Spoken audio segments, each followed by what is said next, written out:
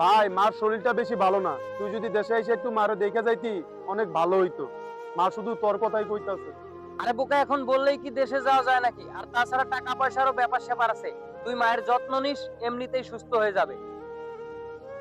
ভাই তুই তো জানোস মা অনেক অসুস্থ ছিল, এখন তো মা আর নাই রে।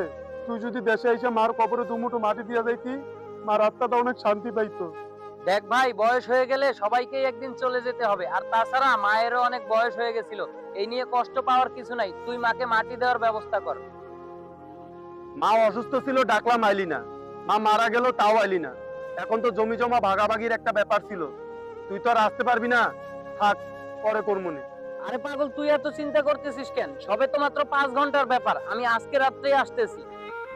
আমরা সামান্য কিছু স্বার্থের লোভে বাবা মাকেও পর করে ফেলি। কিছুতে বুঝতেই চাই না যে এই স্বার্থের পৃথিবী ছেড়ে আমাদেরকেও একদিন চলে যেতে হবে।